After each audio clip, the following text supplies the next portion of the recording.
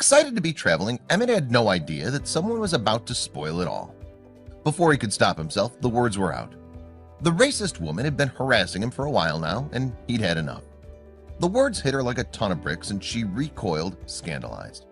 But how dare she act so indignant? He'd only said what was on everyone's mind. Slowly, everyone in line began to clap. But how had it escalated so quickly? If you've been to an airport and flown at least once in your life, you probably already know what a stressful experience it can be. Delayed flights, long queues, lost luggage, and being singled out for a search at airport security can all get a person's blood boiling. But Emmett wasn't about to let anything get him down today. He'd been saving for this trip for months and had even decided to splurge on a first-class ticket as a birthday gift to himself. Little did he know, an entitled woman was about to ruin his day. Emmett was on his way to the Dominican Republic. He'd worked extra hard during the previous weeks to make sure that he had cleared his workload. He even planned to fly out the day before his birthday, so he had more than enough time to celebrate and unwind when he arrived. He'd planned for every eventuality, but he was caught completely unprepared for the nastiness that he was about to encounter. Emmett hummed and tapped his feet as he waited in line. Life was good. He'd made something of himself, and now he was reaping the rewards. His hard work as a music executive meant that he worked long hours, but at this moment it all seemed worth it. He couldn't wait to kick back and enjoy some much-needed R&R. Emmett had no idea that someone was about to try and take it all away. He watched the line shuffle forward, and the anticipation of boarding his flight was almost too much to bear. But then he heard a high-pitched voice coming from behind him and felt someone trying to push past. excuse me," the whining voice continued. Emmett turned to find out what this woman could possibly want, not realizing that he'd just entered the confrontation of his life.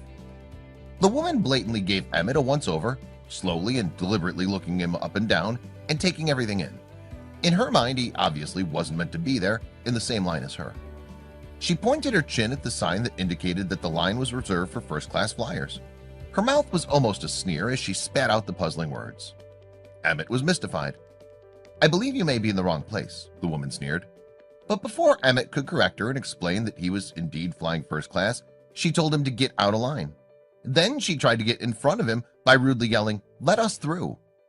Emmett tried to remain calm and diffuse the situation. Was there something wrong with this woman?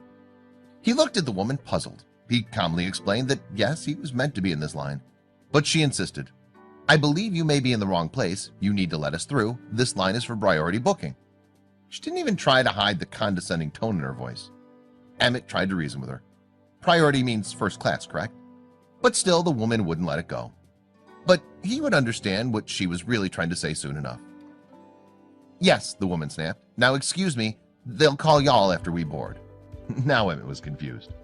Why was this woman so sure that he was waiting in the wrong line? And why had she singled him out? He was beginning to get annoyed.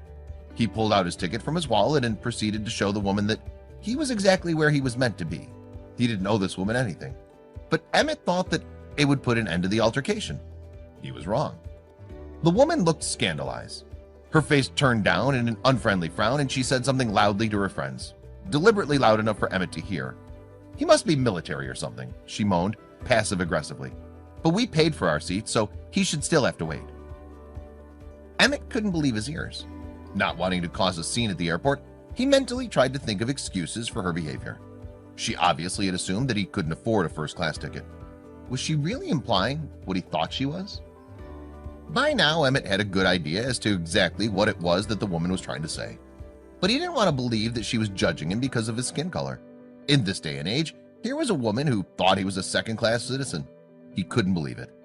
But he didn't want to draw any rash conclusions. He began to second-guess himself. Perhaps the woman hadn't meant to come across that way. But the more he mulled over her snide comment, the more incredulous he became. He gently explained that he'd been waiting in line first and that he wasn't going to move. She would just have to wait like everyone else.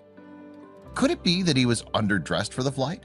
He didn't think so, and looking at the rude woman's clothes, she didn't look like she was particularly well-dressed either. He didn't want to reach the conclusion that he did, but couldn't avoid the issue any longer. And it was his response that had the whole room clapping. Emmett turned back to the audacious woman and retorted, "Nope, too big to be in anybody's military." In fact, it was because of Emmett's large stature that he had booked a first-class ticket in the first place. A first-class seat would give him the space he needed to fly comfortably. With his thoughts racing a mile a minute, Emmett knew even before the retort had left his mouth that it wouldn't be enough to put the woman in her place.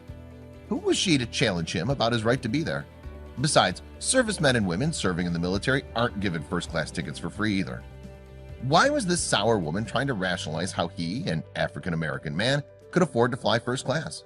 And what business was it of hers anyway? By now, bystanders were gathering around. Some were rubbernecking to see what the commotion was about, and others wanted a piece of the action. Emmett wouldn't disappoint them. Something inside him snapped. Emmett turned back to the entitled woman, and what he said to her next had the entire crowd clapping. The woman needed to be taken down a peg, and he was going to be the one to do it. Even though Emmett was non-confrontational by nature, he needed to stand up for himself. He shot a remark at her, and she looked like she'd been struck in the face by his words. Her eyes widened in disbelief as she recoiled in horror. Emmett had told the audacious and judgmental woman that no, he wasn't in the military. He was just an African-American man with money. Only the words he chose to use contained a slur to really drive the point home. The crowd exploded with cheers and applause, delighted by Emmett's witty retort and loving the woman's public comeuppance. But the story wasn't over yet. What Emmett had done was commended by all who witnessed it. In their eyes, he'd taken a firm stand against intolerance. The woman had clearly deserved it. He shared the story on Facebook, but he only expected his friends to see it. Little did he know, the situation was about to be turned on its head. Soon, he'd have to retract what he'd said. Within just 2 days, Emmett's post had been shared over 250,000 times. Now it had been shared by over 300,000 people. Hundreds of comments poured in, praising Emmett's response to the woman's inappropriate behavior. "Never judge a book by its cover," one admirer wrote. "She's so ignorant it makes no sense that people like her still exist. Enjoy yourself, you handled it well." But soon, Emmett would regret everything. By the time Emmett had arrived at his destination, the post had gone viral. He couldn't believe how many times it had been shared, and how many people had commented on his story. So many people from all over the world commended his actions. But instead of being thrilled about the publicity, Emmett was dismayed. Emmett believed that his post had gone viral for all the wrong reasons. "This racist stuff is definitely an issue, but this is not the solution to that issue," he wrote. He had time to think carefully about what had happened while he was on the flight, but he knew just what he had to do about it.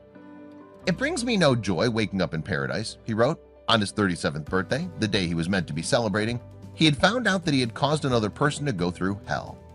There were also some people who claimed that his original post had been a fake. It was time to address these people as well. The story was definitely real, just like this issue is definitely real. But I now know that I myself should have handled it another way, or left it how it was and not shared it publicly. Emmett knew that instead of discouraging intolerance in the world, his post was only highlighting it. It was time to be the bigger person. When dealing with people, I always try to stay on the side of right. So to make sure I never do anybody wrong, I try to always put myself in that person's shoes and ask how I would feel if that person did this to me," Emmett wrote on Instagram. "And if I was her this morning, I would be a total wreck today. And that doesn't help the situation, or her. It only makes them more angry and brings more drama." Emmett decided to put things right. "So I would like to apologize again to the woman I had this encounter with yesterday. No matter how wrong your actions, you don't deserve this," he wrote in all caps. "I believe if you can't help nobody, at the very least, you should never do anything to hurt them." Unfortunately, the woman hasn't accepted his apology. But if Emmett had a chance to redo that day, he'd choose to be a force for good, even if the rude woman didn't deserve it.